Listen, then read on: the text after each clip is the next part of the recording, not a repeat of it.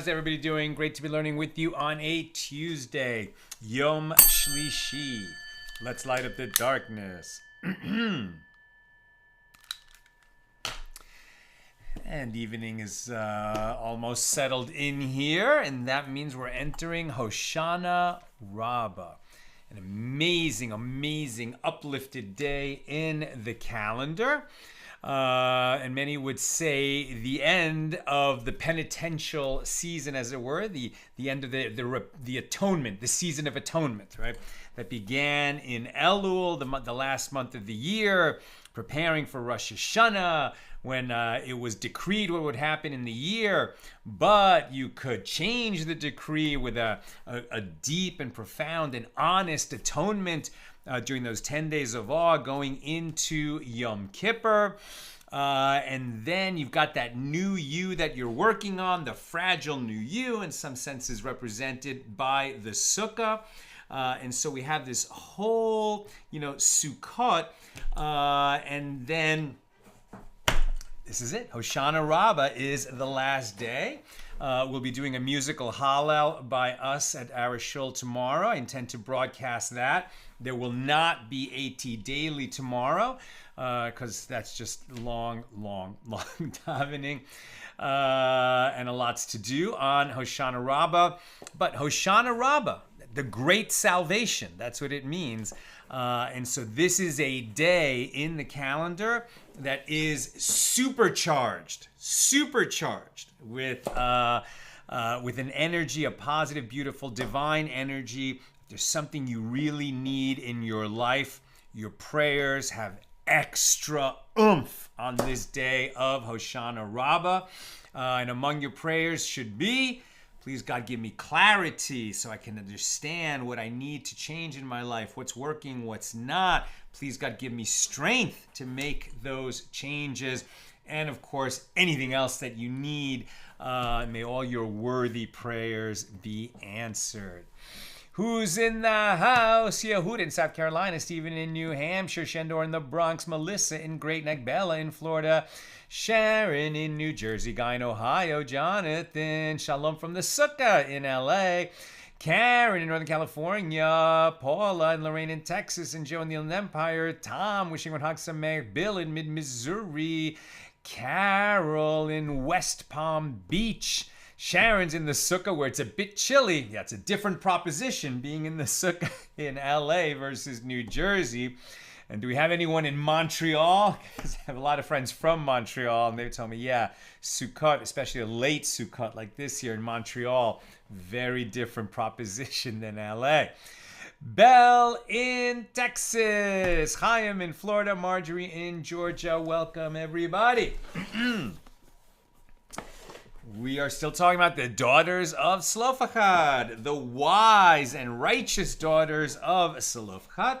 Our daf today is page 120, here in Tractate Bava Basra, the 23rd volume of the Talmud, continuing our journey through chapter 8 and discussion of Mishna number 3 in this chapter. So pretty close to the top of page 120a. The Gemara returns to discuss Zelophehad's daughters. Later on, the verse lists them according to their age, stating, for Mala, Tirza, and Hogla, and Milcah, and Noah, the daughters of Zelophehad were married. That's Numbers 36:11. And here in Numbers 27:1, right, so 10 chapters earlier, when we're also talking about the daughters of Zelophehad, and here the verse lists them in a different order. According to what? According to their wisdom. And these are the names of his daughters, Mala, Noah, Hogla, Milcah, and Tirza. So in one case, okay, we'll just take the Gemara's word for it, that the first case listed later in the Torah, they're listed by age. But the first time they're mentioned earlier on, it's a different order. It's not by age. So what is it? There's 5 daughters. What are they listed according to? According to their wisdom. And these are the names of his daughters, Mala, Noah, Hogla, and Tirza, Milcah, and Tirza. And this supports the ruling of Rabbi Ami. As Rabbi Ami says, in the context of sitting in judgment or learning Torah, follow the wisdom of the participant in determining the seating, so that the wisest is granted the highest honor. And in the context of reclining for a meal, follow the participant's age. Rav Ashi says, and this is so only when one is outstanding in wisdom. Then wisdom trumps age. And this is so only when one of the participants is outstanding in age, meaning a particularly old person. Then age trumps wisdom. And the Gemara cites an alternative opinion. The school of Rabbi Yishmael taught the daughters of Zelophehad were equal in stature, as it is stated for Mala, Tirza, and Hogla, and Milcah and Noah. The daughters of Zelophehad were Vatiyena, married. They were married. But this word that's using the existence verb, in this case that they were, Vatiyena, referring to the fact that they were married, but this connection verb that they were married. So the word Vatiyena demonstrates there was one uniform existence, Havaya, which, by the way, Havaya, existence, is also a word that's sometimes used as a name of God. So meaning that they had the same spiritual level for all of them. They were all on an even plane. So just a simple takeaway. Generally speaking, we defer to age, right? Certainly at meals, and in an audience, at a wedding, etc. If you have a choice who's going to get a position of higher honor, defer to the older person. But if we're talking about a Torah scholar who is acknowledged to be great in wisdom, then even an older person will defer the honor, will go to the one who is greater in Torah wisdom. That's the general principle.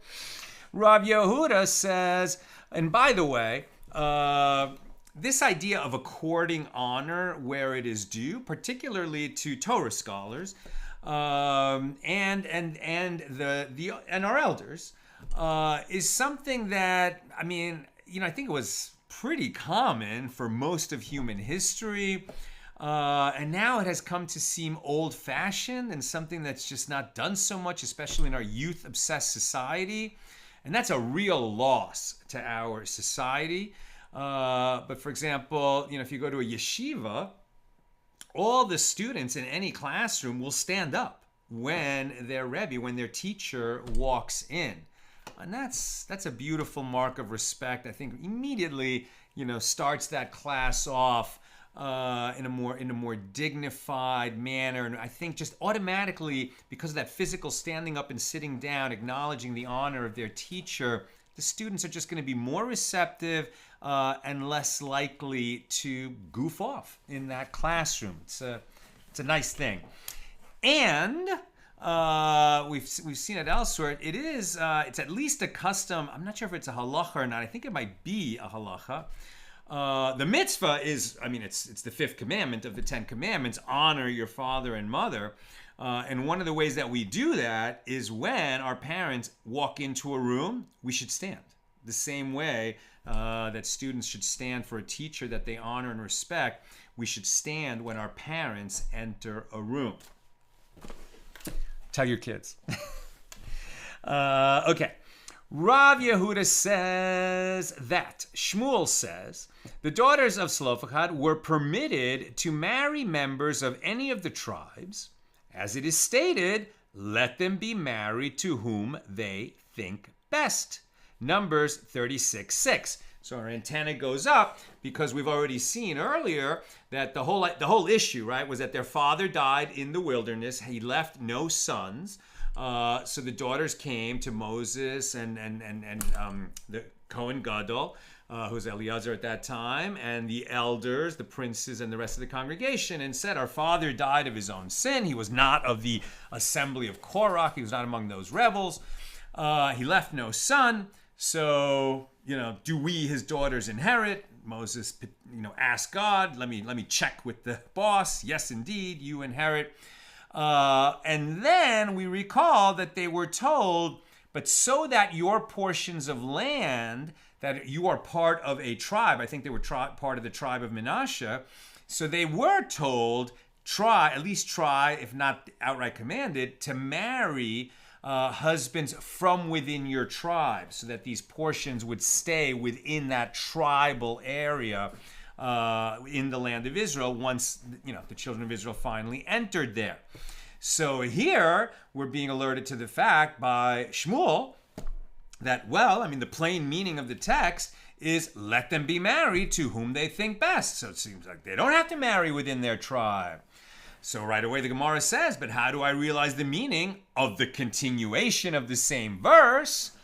Only into the family of the tribe of their father shall they be married, to keep those portions within their father's tribe.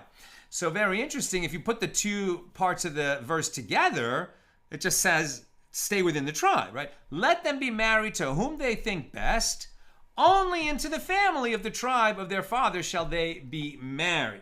So they can choose whoever they want, as long as it's within their father's tribe. It seems to be the simple meaning. Interesting that Shmuel says, well, no, we can break it into two parts. And the first part is they can marry whoever they want.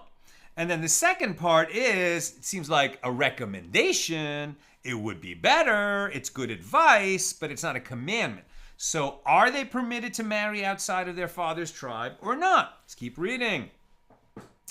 So the verse offered them good advice, that they should be married only to those fit for them, who were often men from within the family. So this is Shmuel's interpretation. The first part is a permit to marry whoever you want. The second part is advice, not a commandment, not a limitation, but wise advice printed right there in the Torah, specifically to the daughters of Zelophehad. And it would seem like a good idea for them to take such advice that they received directly from Moses, who got it directly from God. Rabbah raised an objection from a Baraisa taught concerning the prohibition against eating consecrated foods while in a state of ritual impurity. Let's see how this relates to what we're talking about. Seems like a pretty far afield area of the law, that food that has been consecrated, for example, set aside as teruma to be given to a Kohen, to a priest, he has to eat it in a state of ritual purity. It means he's tahor, not tameh, which is ritually impure. If he eats it while he's impure, that's an avera, it's a transgression. And the food itself has to be in a state of ritual purity. The food has to be tahor, and the Kohen who's eating it has to be tahor. He can also give it to members of his household. Okay, how is that related to this command or advice, as we're determining, to the daughters of Zelophehad? Moses was commanded, say to them, whoever will be of all your descendants throughout your generations, who approaches to the holy things, which the children of Israel consecrate to the Lord, having his uncleanness upon him, that soul shall be cut off from before me. That's Leviticus 22:3. So saying that somebody who is permitted to eat holy things, so a Kohen who's permitted to eat consecrated food, if he does so while he is tameh, he's going to be subject to kares. Kares, excision, death at the hands of the heavenly court. Elsewhere in the Talmud, there's a lively debate about what exactly does kares mean. Are you going to die before your time? Are you going to die without children? Are you going to lose years of your life? None of them good, right? So the point is definitely a transgression for a Kohen to eat while tameh. But it's the structure of the commandment that we're going to focus on, right? Say to them, whoever will be of all your descendants throughout your generations. Who does this thing, right? All the Kohanim throughout the generations. So, which people are referred to in the phrase, say to them? Why do we need say to them? It's enough to say, any one of the people who are permitted to eat consecrated things, if they do so while they are tameh, they're going to be subject to kares. Why does the Torah include these words, say to them? It is referring to those who are standing at Mount Sinai, the people who are actually hearing these commandments either from God himself at Mount Sinai or from Moses directly in the wilderness. Which people are referred to in the phrase, throughout your generations? These are the future generations. So if the law is stated to the fathers, why is it stated to the sons? And if the law is stated to the sons, why is it stated to the fathers? This is because there are mitzvahs for the fathers that are not for the sons. And there are mitzvahs for the sons that are not for the fathers. Meaning, there were some commandments given in the Torah that were specifically for the people in the wilderness and would not apply to the rest of the Jews for the thousands of years going into the future. And there were mitzvahs, commandments given at Sinai in the wilderness that would apply to the future generations and did not apply to the children of Israel who were there in the wilderness when these commandments were given. So, obvious example, commandments pertaining to how you divide up the property, or let's say how you farm the land, how you tithe when you reap your produce in the land of Israel. Well, this generation that because of the sin of the spies was destined to die in the wilderness, they were never going to fulfill those commandments. Those commandments were for their children. Now, likewise, we're saying that there are certain commands that were given just for the people in the wilderness that would not apply to the future generation. So let's learn more about that. The Baraisa continues. For the fathers, the verse states, and every daughter who possesses an inheritance from the tribes of the children of Israel shall be wife to one of the family of the tribe of her father. Numbers 36:8. This mitzvah, this commandment, that the woman should marry a member of her own tribe, applied only to the first generation that received the tribal portions of the land of Israel. And by contrast, there were many commandments, for example, all the mitzvahs that applied only from the time that Eretz Yisrael was settled, which the sons were commanded to fulfill, but which the fathers were not commanded to fulfill. So interesting that this idea that women must marry within their tribe, that only applied to the children of Israel in the wilderness before they entered the promised land. Once they entered the promised land, even though it would mean that portions of land would go out from one family to another because of marriage between tribes, it was nevertheless permitted. Where was that? And why? And what is the reason for this? Because there are mitzvahs for the fathers that are not for the sons, and there are mitzvahs for the sons that are not for the fathers. And that's why the verse needed to state, i.e., to address the fathers, and it needed to state to address the sons. In other words, say to them, the people standing here, this is the things that apply to you, that this will apply for all your generations, that's for the future generations. Now, Rabbah states his objection, that he's been gearing up to object to Shmuel, when Shmuel said that the daughters of Zelophehad can marry whoever they want, and that they're only advised to marry within their tribe. So Rabbah says, in any event, the Baraisa teaches for the fathers. And the verse states, and every daughter who possesses an inheritance from the tribes of the children of Israel shall be wife to one of the family of the tribe of her father. This indicates that it wasn't just advice for the daughters of Zelophehad to marry within their tribe. Rather, it was a mitzvah, and not just for them, but for that whole generation. All the children of Israel who were in the wilderness who received the commandments before entering the promised land, all of those women were commanded to marry within their tribes. So the Gemara explains, and Rabbah, raised the objection, and then he resolved it. The mitzvah applied to everyone except for the daughters of Zelophehad, who were explicitly permitted to marry members of other tribes. Just the opposite meaning of what we were originally thinking. That they, because they were daughters and, were going to receive their whole inheritance of their father, that they should marry within the tribe. Here, Rabbah is saying that no, everyone was commanded to marry within their tribe, but the daughters of Zelophehad, perhaps being rewarded for raising an important question that was then included in the Torah, they were free to marry whoever they want, but they were advised still to marry within their tribe. The Master says in the Baraisa cited above, for the fathers, meaning some commandments were indicated for the fathers, for the generation in the wilderness. The verse states, quote, and every daughter who possesses an inheritance from the tribes of the children of Israel shall be wife to one of the family of the tribe of her father. For the fathers, yes, this is the mitzvah, but for the sons, it is not so. Future generations, the women don't have to stay within the tribe.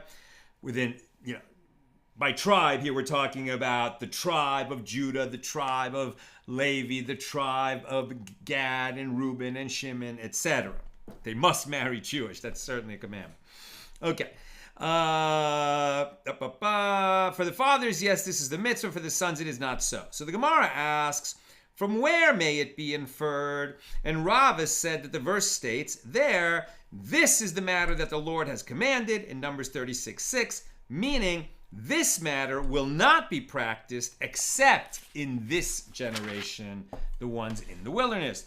Rabba Zuti said to Rav Ashi, if that is so, then concerning the phrase, this is the matter, written with regard to an offering slaughtered outside the tabernacle, so too is it the law that this will not be practiced except in this generation. So here comes the objection, and this is going to be the hinge on which we're going to start to digress a little bit.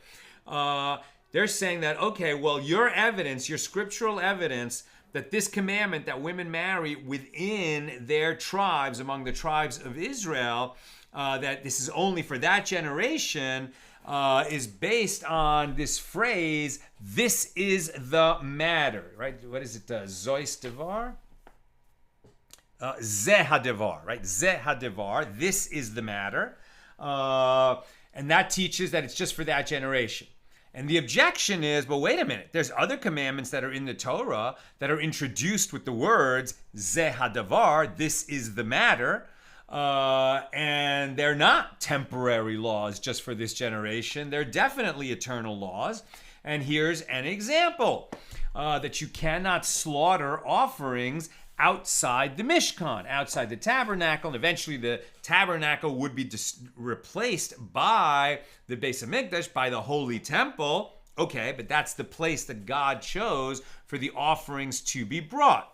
And this idea that, you know, every person on his own can't build an altar and start bringing offerings in his backyard or in his town or in his city or in his region. Only at the tabernacle or only later at the holy temple. That's the central place where offerings are brought by the Kohanim.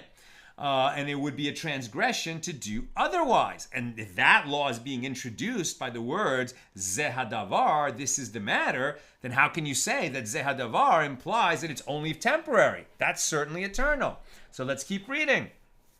Certainly that is not so, as that prohibition applies in all generations. So what is the difference between the two passages? And Rav Ashi answered, it is different there with regard to offerings slaughtered outside of the tabernacle or the temple.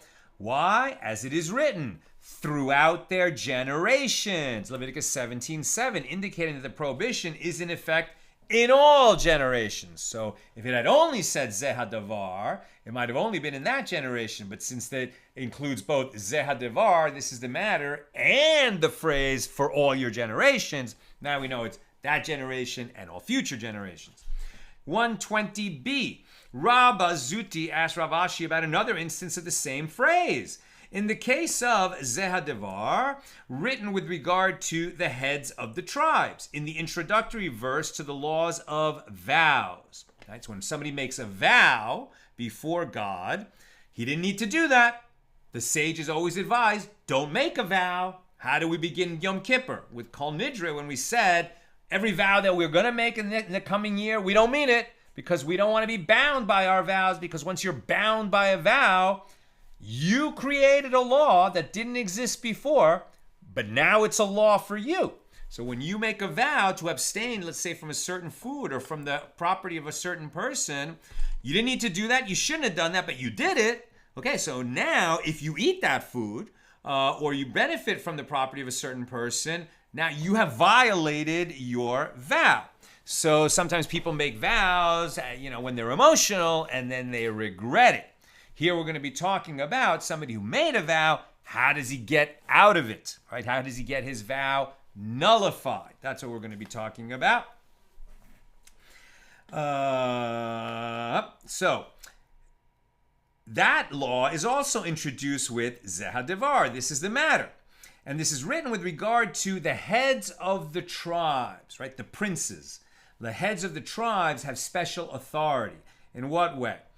Numbers 30 verse 2. And Moses spoke to the heads of the tribes of the children of Israel, saying, Zehadivar, this is the matter that the Lord has commanded.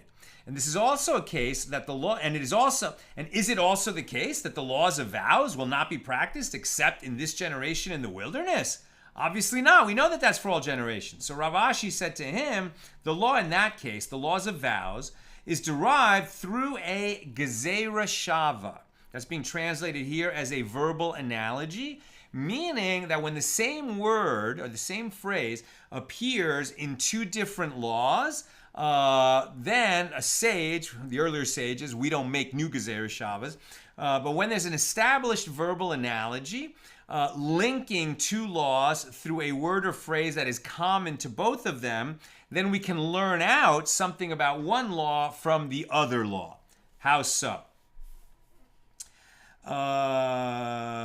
So the law in that case, that of vows, is derived through a verbal analogy between the word this, zeh, stated here in the verse discussing vows, and the word zeh, this, stated there in the verse discussing offerings slaughtered outside the tabernacle or temple, which is applicable in all generations, right? Since we already learned that regarding slaughtering offerings outside the Mishkan or outside the Holy Temple, is for all generations, even though it was introduced with Zehadivar, this is the matter, but then it also is included that this is for all generations.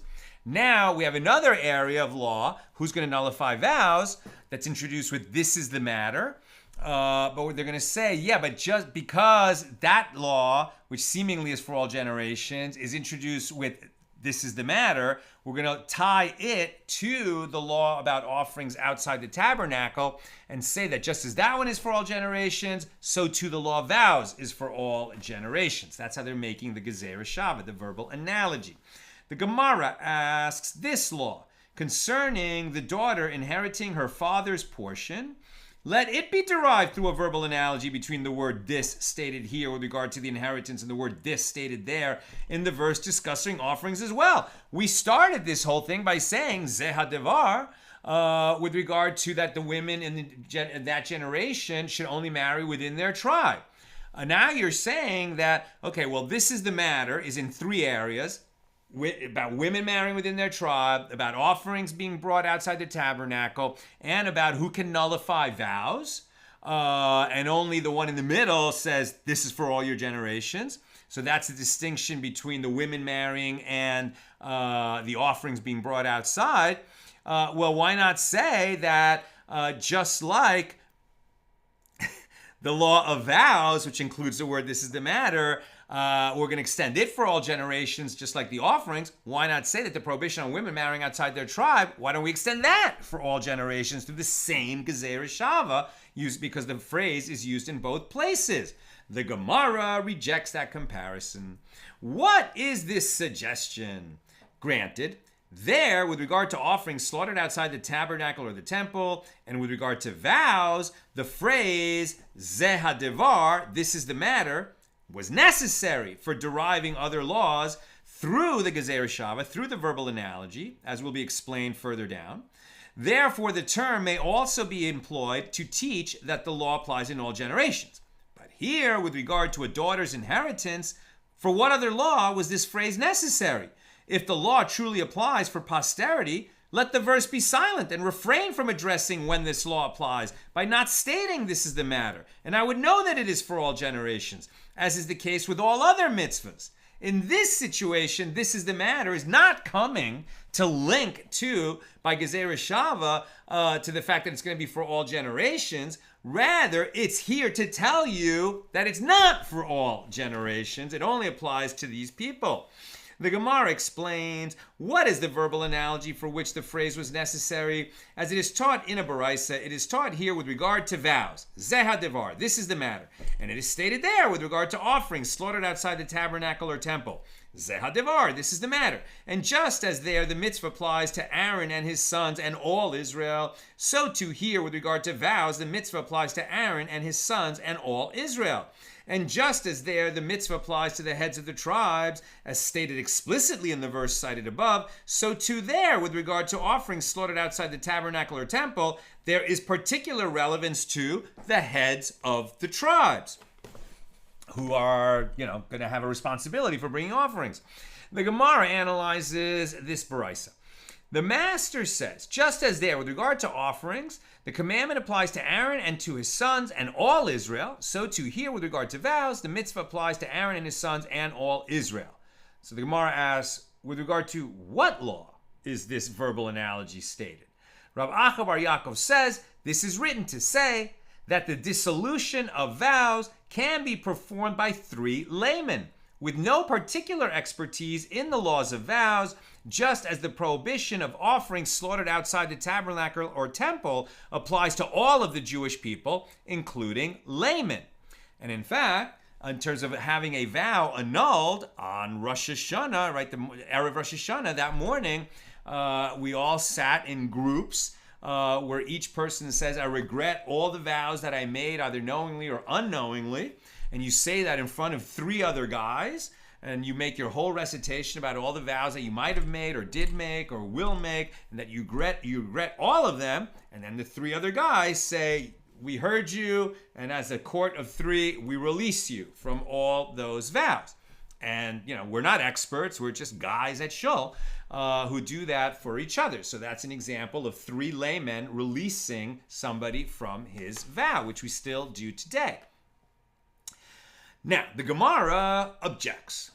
But the phrase, the heads of the tribes, is written explicitly in this law about vows that you're citing, indicating that the matter is not entrusted to laymen. You need some prominent person like the head of the tribe. So the Gemara answers, it is, as Rav Chisda says, that Rabbi Yochanan says in a different context, the mention of the heads of tribes teaches that vows may be dissolved by a single expert who is a halachic authority. So too here, this phrase teaches that vows can be nullified by a single expert halachic authority, right? Somebody who knows the law inside out, he could nullify your vow for you. Interestingly, that's not the case. You would think that if you went to, a Rabbi Kanievsky or a Moshe Feinstein or someone like that, like the Gedolim, right, the greatest rabbis of the generation who clearly know what the laws are better than anyone, that he could release you from your vow. But in fact, no, you still need 3 people. Right? He'll be backed up by whoever is walking down the street. That'll be fine. And he's the one who will inform everybody how this nullification is going to work if it's a tricky case. But getting a vow nullified does require 3 people, even with a halakhic authority. Now, the Gemara analyzes the next clause of the cited baraisa. And just as here, the mitzvah applies to the heads of the... But in earlier times, when we were closer to Mount Sinai and the giving of the law, then you could get a single halakhic authority to release you from your vows, but not so anymore. Okay. However, a husband or a father can release a wife or daughter from their vows because the Torah says so explicitly. In the absence of an explicit permit like that, that's why you need a court of 3. Now, the Gemara analyzes the next clause of the cited baraisa, and just as here the mitzvah applies to the heads of the tribes, so too there with regard to offerings slaughtered outside the tabernacle or temple, there's particular relevance to the heads of the tribes. So the Gemara asks, with regard to what law are the heads of the tribes linked to the prohibition of slaughtering offerings outside the tabernacle or temple?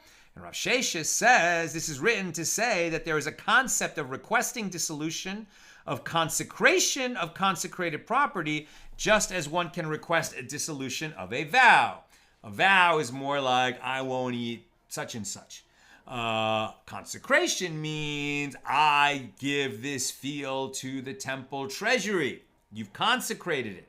You've made it something that no longer belongs to you. It belongs to God via the treasury, and then you can't make personal use of it. Well, maybe you didn't mean to do that, right? Maybe you didn't think it through, what it meant to consecrate something. So now you have to get released from it, released from consecration, the same way you get released from a vow. The Gemara asks, and according to Beis Shammai, who as opposed to Beis Hillel, right? This is one of the areas where Beis Shammai and Beis Hillel disagree. So according to Beis Shammai, who say that there is no possibility of requesting that a halakhic authority dissolve a vow of consecrated property, This cannot explain the connection of the heads of the tribes to offerings slaughtered outside the tabernacle or temple. As we learned in a Mishna in Tractate Nazir, Beis Shammai say consecration that one performed in error is nevertheless effective as consecration because one's mindset does not supersede his verbal declaration. And Beis Hillel say, and we follow Beis Hillel, this is not consecration. I'm really glad to read that because I made a mistake in synagogue the other day where I made a pledge. I made a pledge to give a donation to the show. We auction aliyahs. It's one of the fundraising things we do at show on high holidays and sukkahs and just special days. There's like a little auction. It's very nice, and people bid. And then the show raises money that we then use to help people in need through the show. So when you win the auction, right, you win the aliyah, then you go up, you take that aliyah, you say a blessing when the Torah portion is being read, and after, because you donated to the temple, you get an extra blessing where you get to mention the names of your family members and ask that God will bless them with good health, etc. And at that time, the gabbai who's giving the blessings, sort of looks at you and says, "Do you want to, say something?" And I misunderstood. I thought that you just repeat what you had pledged when you bid for it. And so I just said that number again, and then they wrote me down for a double donation. I was like, no, I was just stating what I thought I had already pledged. They're like, oh, we thought you were pledging again. And I was like, no, I didn't mean that. I just misunderstood. So according to Beis Shammai, I would have to make the double donation. But we follow Beis Hillel, thank God. And it was in error. It was made in error. I didn't mean to pledge more, so it was not a pledge. So according to Beis Hillel say, this is not consecration. Accordingly, in the opinion of Beis Shammai, so they're asking, according to the minority view, what then? What do they do with this seemingly analogous usage of zeh and zeh in the portions of offerings slaughtered outside the tabernacle and the law of vows? What is the linkage then? And the Gemara answers, Beis Shammai require zeh hadevar, this is the matter, to teach something else. What are they teaching? That this is written, that this is the matter written of offerings slaughtered outside the tabernacle or temple, is teaching that for the act of slaughtering, he is liable to receive kares from the world to come, that he won't receive his portion in the world to come, but he is not liable to receive kares for the act of pinching the neck of a consecrated bird outside the tabernacle or temple, because this is not, even though it's killing the animal and it's doing it in the way that the Kohanim would do when bird offerings were brought, I think it's called malika, right, where they pinch the neck of a dove, but that is not, doesn't fall under the label of slaughtering, shechting, which we would use for goats and lambs and cows. And Beis Shammai requires zeh hadevar, written of the heads of the tribes in the portion about vows, to teach that only a halakhic authority can dissolve vows, but a husband cannot dissolve them. And the halakhic authority can dissolve the vow for a petitioner, but a woman's husband or father cannot dissolve her vow. And we don't follow that. And conversely, a husband can nullify his wife's or his daughter's vows on the day that he hears the vow, regardless of her mindset, but a halakhic authority cannot nullify vows in this manner. That's how Beis Shammai interpret these clauses. Now the Gemara asks, but according to Beis Shammai, who do not have this verbal analogy, meaning that they do not recognize as authoritative the verbal analogy that links vows to offerings slaughtered outside the tabernacle or temple, from where do they derive that dissolution of vows can be performed by 3 laymen? And the Gemara answers, Beis Shammai derived that from that which is taught in a baraisa. The verse states at the end of a passage relating to the laws of the festivals, and Moses declared to the children of Israel the appointed seasons of the Lord. And in explaining that verse, Rabbi Yosef HaGalili says the festivals of the Lord were stated, but Shabbos, which commemorates creation, was not stated. And Ben Azai says the festivals of the Lord were stated, but dissolution of vows was not stated. And this concludes that baraisa. We're at the top of page 121a. I'm almost done. Questions or comments, please get them in.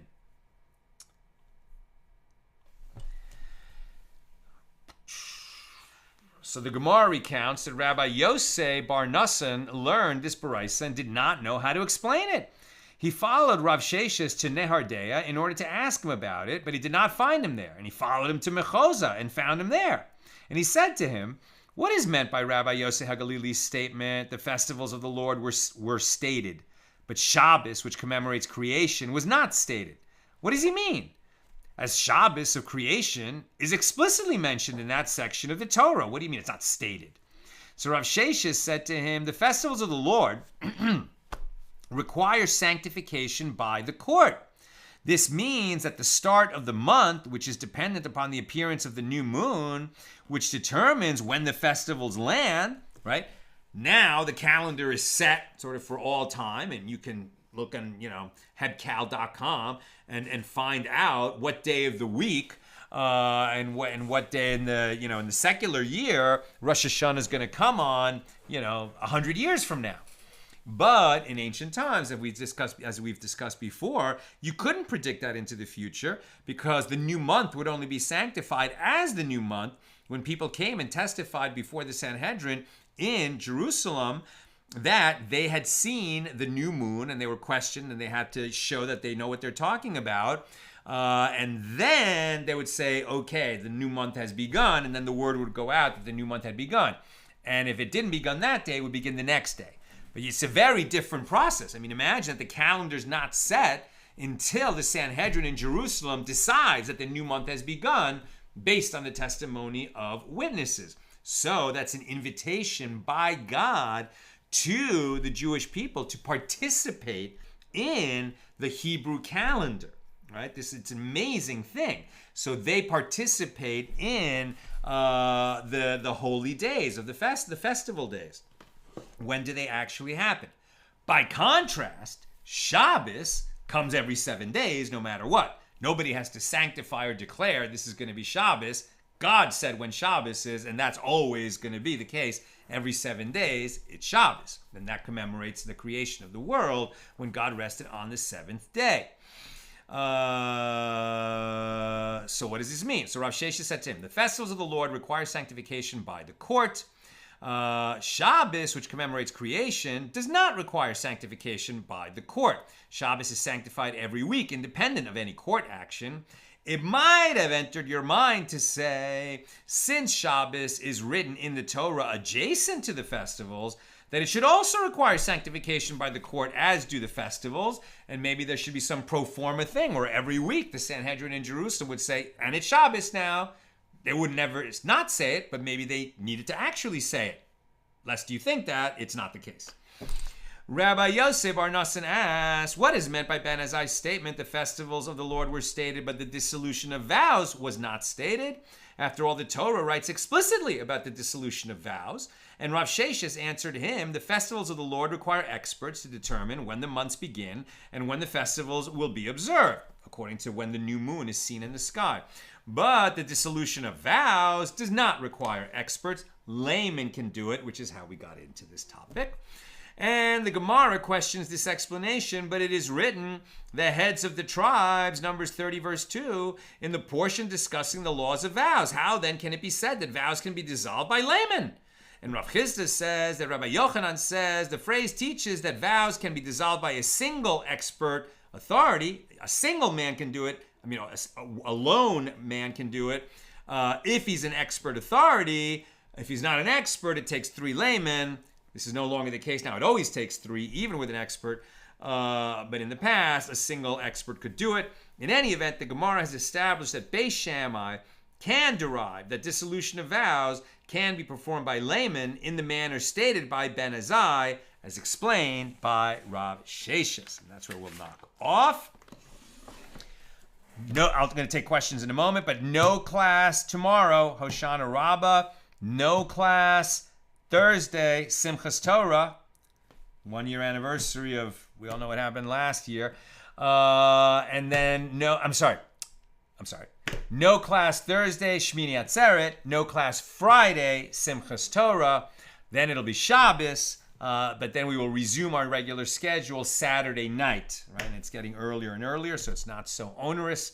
So after today, the next class is Saturday night. when Shabbos ends here in LA. Okay, just a few questions.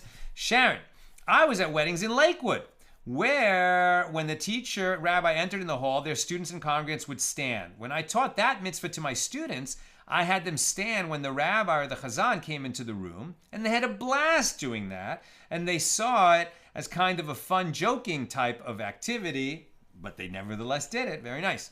Yehudit, standing when one's teacher entered the classroom or my grandparents entered a room was still customary when I was growing up in the 70s and 80s in Hungary. Igen. Yes, in Hungarian. Beautiful. And I wish that when my grandmother was alive and when my mom was alive, I would have known that and could have accorded them more honor. And please, God, help me to remember the next time I see my dad to just rise every time he comes in the room. Jonathan, wasn't Tu B'Av, or was it the end of Yom Kippur that was set for anyone to marry anyone in whatever tribe? Hence the reminder of Mincha Yom Kippur on forbidden relationships.